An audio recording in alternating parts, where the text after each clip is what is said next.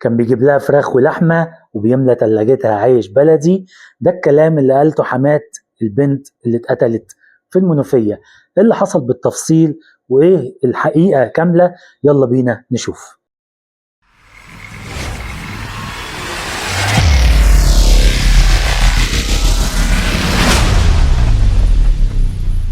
القصة ابتدت لما الدكتور قال لأيمن إنه ما ينفعش يقرب لمراته 20 يوم لأن كريمة جالها نزيف في الوقت ده بسبب إن هو كان عنيف أو غشيم معاها من أول يوم جواز أيمن. يعني إيه أو أيمن ما قبلش الموضوع وضربها أكتر من مرة، وفي الآخر قال لها هرميكي من البلكونة وهيقولوا هي اللي رمت نفسها.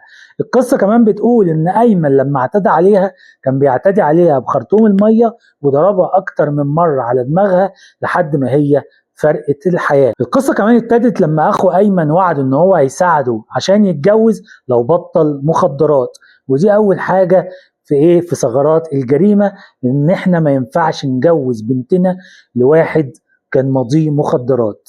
ماشي، هو تاب وهو بطل براحته، ولكن ما ينفعش اديله بنتي، وما ينفعش بعد ما بنتي تجيلي مرة واثنين وثلاثة مضروبة ارجعها بنفسي واقول اصل انا الناس هتاكل وشنا والناس هتعمل فينا وهتسوي فينا. لا، حياة بنتي اغلى عندي من الناس، ببساطة يعني طز في كل الناس.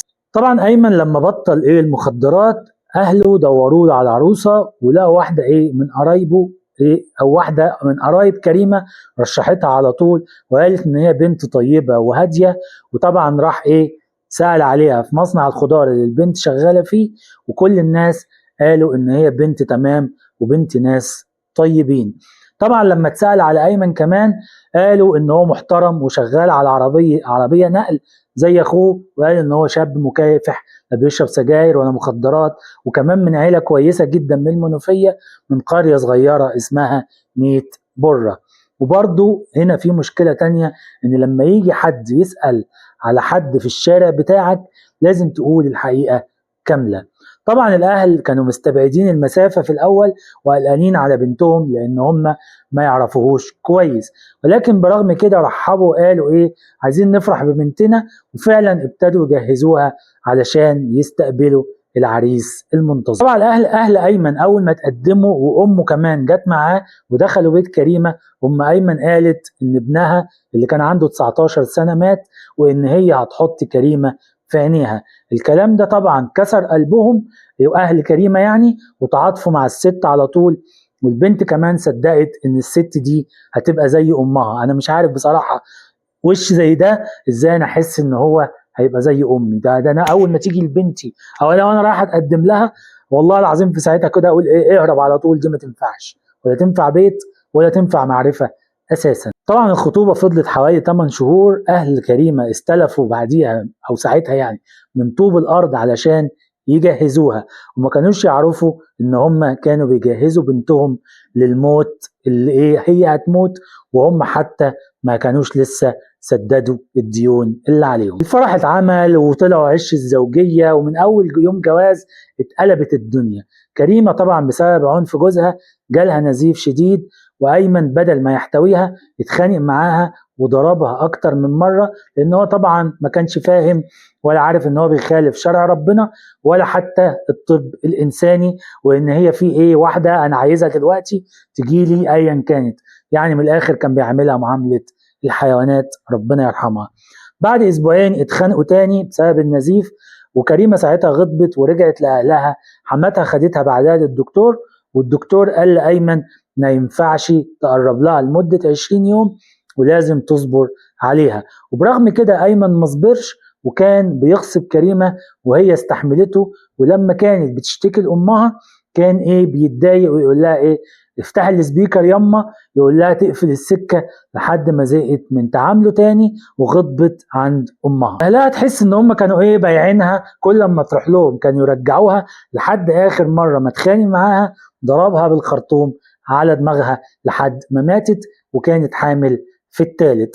طبعا لما الناس جت تشوف اللي حصل ماشي ام الباشا بقت تقول ايه ده انا ابني كان بيديها 200 جنيه في الاسبوع، انا مش عارف 200 جنيه في الاسبوع يكفوا مين، وبياكلها وبيشربها. ما هو الاكل والشرب ده فرض عليكي، واللبس فرض عليكي. هم لو متجوز بنات الناس علشان يبهدلهم وعشان بس يغتصبها كل ليله؟ لا طبعا ده ما يرضيش ربنا. وطبعا ايه الاهل لما راحوا لقوا بنتهم ميته مرميه على السلم بالمنظر ده، بيقول لك ان هم كسروا الشقه او كسروا الشاشه. فطبعا حمات الهانم او حمات المرحومه الله يرحمها راحت ايه تعمل لهم محضر، تقول لك محضر قدام محضر. واضح ان الست دي محتاجه تتعالج نفسيا، وابنها ايه يقابل الاعدام عشان يقابل وجه كريم وهو اللي يحاسبه. طبعا في النهايه ايه انا حابب اقول ما ترميش بنتك لاي حد معدي والسلام، لايه لمجرد ان انت شفته الناس بتقول عليه كويس. الحديث بيقول تخيروا لنطفكم فإن العرق دساس. ماشي، يعني لازم تحافظ على بنتك، ولازم تحافظ على ايه على ايه على العيله اللي انت هتنسب منها، عشان ما يرضيش ربنا ان كل يوم والتاني نلاقي بنت تتقتل ونلاقي بنت تتأذي بسبب زوج ولا يعرف دين ولا يعرف ربنا، واهل عايزين يخلصوا من بناتهم بدعوى ان احنا عايزين نفرح. ربنا يرحم كريمه وينتقم من اللي ظلمها، وينتقم من اللي كان سبب ان هي تموت، ويصبر اهلها. واشوفكم على خير، سلام.